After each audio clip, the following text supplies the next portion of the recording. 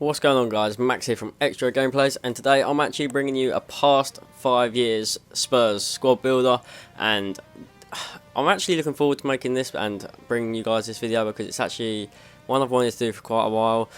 Quite a lot of the players though aren't actually on FIFA anymore, because obviously if I was going to be doing an amazing Spurs squad builder, you'd have the likes of like Gaza, Ginola, obviously Ledley King isn't even on this one.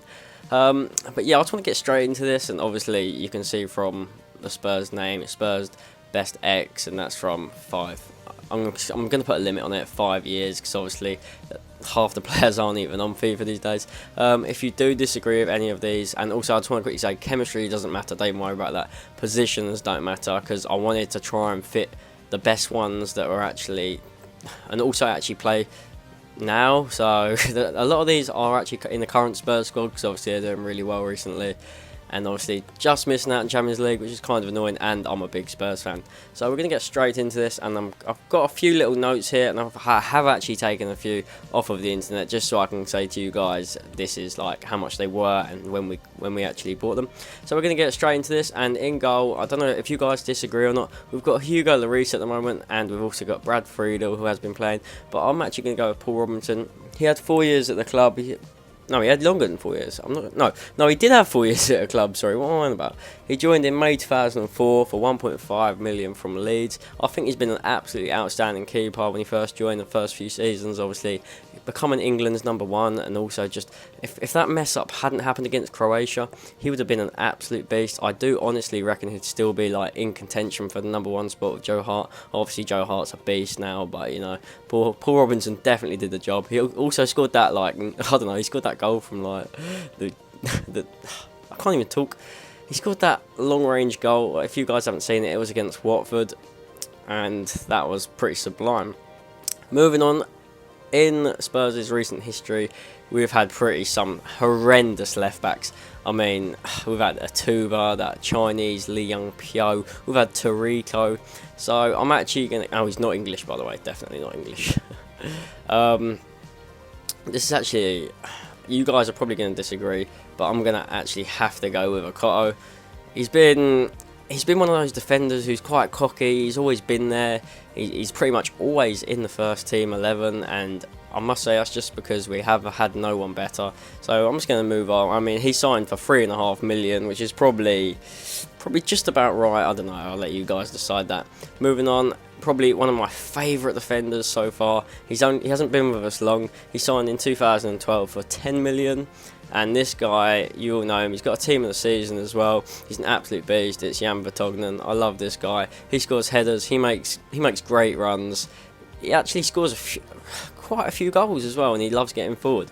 So that's him. A long partnership with him is definitely, it would have been Ledley King without a doubt, but I'm going to go with the OP centre-back, Yunus Kabul.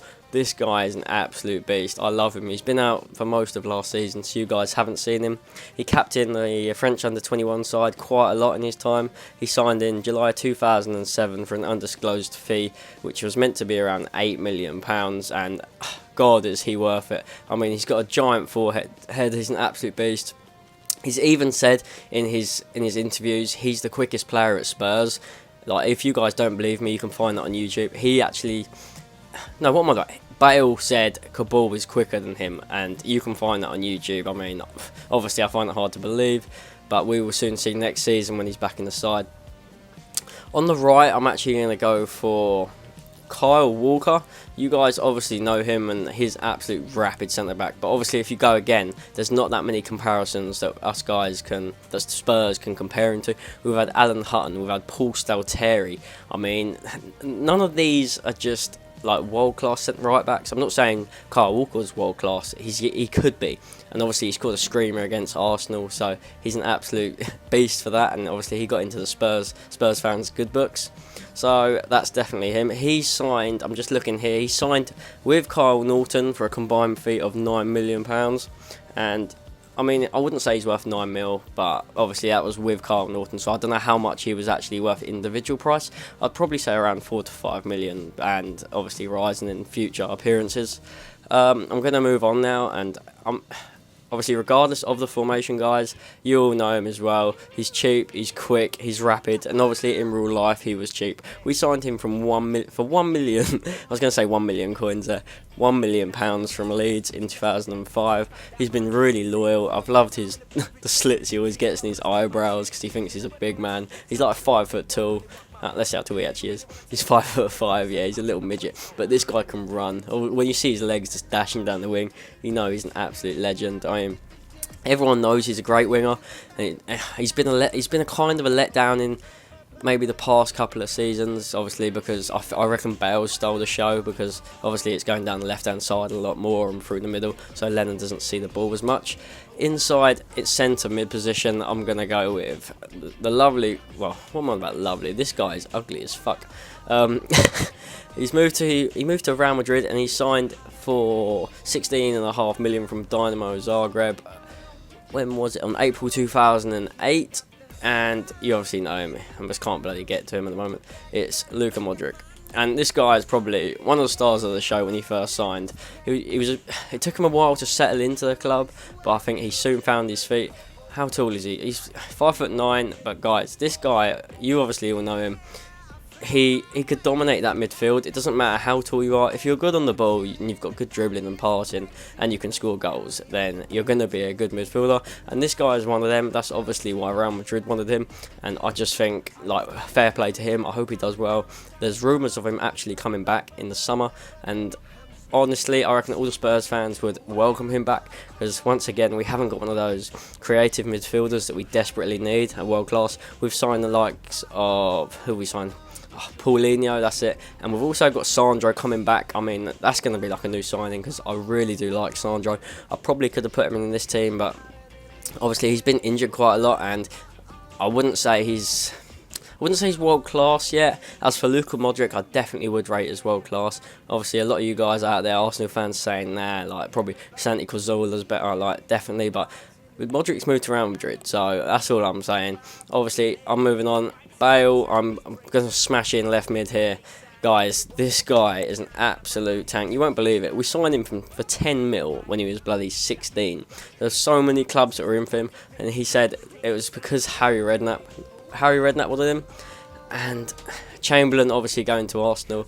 Everyone must have been absolutely gutted, because Bale is an absolute, well, he's picked up all 3 awards last year. PFA Young Player, PFA Player of the Year. I'm not quite sure what the other one was, but we all know he's been absolutely outstanding. Also on this game, that's the only thing, I don't like him on this game. Like, I've literally never had him in one of those teams where, like, a sweat team or something. I just don't think he lives up to his stats. But in real life, obviously, he's world class. Since when we lost to Inter Milan, I think it was 2008 Champions League, where he roasted Maicon down the wing so many times and he scored a hat trick. That is when literally he went worldwide and everyone knew who he was. So moving on now, I'm actually going to go for, what's his name? Dimitar Berbatov, that's the one. We signed him for a cracking 10.9 million and sold him to Man United for 30 million. And he's not from Wales. What the hell am I on about? He's from Bulgaria. This guy was an absolute genius. He signed for us, and I honestly do think he got us up the table. He scored so many goals. It was one season where he scored 30 goals, and honestly, for Spurs striker, you really rarely see that. Because Spurs have always lacked that world-class striker. Honestly, if I'm boring you guys here, then just carry on watching, because I honestly do think Berbatov is the man. I mean, look at that slick back. So, honestly, he's one of my favourite strikers that Spurs have had. Honestly, he showed that you don't need pace in real life, and obviously FIFA, that's where FIFA comes in, because 68 pace, that's why you hardly ever see him. And it really does frustrate me, because there were so many goals. Him and Robbie Keane, and that is actually my next partner I'm actually going to whack him up with. He's actually one of our all-time top goal scorers, Robbie Keane. He'll always be remembered by the Spurs fans. He's an absolute genius. He wanted to fulfill his dream and move to a club in America, and obviously be on the same team as David Beckham. That's why he moved over there. He's a cracking player. We signed him early 2002 for 7 million from Leeds. Yeah, one of our all-time top goal scorers. Like I said, this guy, honestly, he didn't even have pace either, and that's the thing. He used to score cheeky goals. He had one of the best touches I've probably ever seen on in real life. I was going to say on this game. He's got one of the best touches you guys have ever seen. Honestly, there's so many like goal compilations out there on YouTube that you can probably see. He scored so many goals. I wish him the best. What a lad. Kino. Moving on, last striker. Now you guys can probably guess. There's not that many strikers that have been about the last 5 years. This guy. He came to us January 2004 for 6 mil, and then went to Portsmouth, and then actually returned because he's such a lad like that. That is the big Jermaine Defoe. He's always been there. He scored a hat-trick on his debut against Portsmouth, I believe, and then he came back in 2009 because he wanted to. I believe he wants to fulfil his career and end his career at Spurs. He scored so many goals. He's getting close to actually being one of our all-time top goal scorers, and that just shows you guys Spurs have always lacked one of those top strikers who like bangs in the goals, like whether it be Thierry Henry, Alan Shearer, I don't know, you name it. You know, all those Premier League clubs back in the day have always had one of those strikers that have banged in like 20 plus a season. Defoe's always been around there. Everyone knows who he is. He's always been lethal in the box. He's always had a deadly shot. He's won us so many games last season, and coming from a Spurs fan myself, I want to say thank you for that. But yeah, guys, as you can see, that is my Spurs starting 11 from the past 5 years. And honestly, if you guys feel any different or want to say anything, I mean, I've chose like one centre mid in Luka Modric, and that's, like I said earlier, there's not that many centre mids out there that Spurs have had that you can probably go by and say, yeah, he's been amazing, and I'd whack him in like one of Spurs' greatest teams. This isn't one of Spurs' greatest teams. I mean, honestly, there's so many other players that could fit in here, but because they're not on FIFA, I cannot show you guys.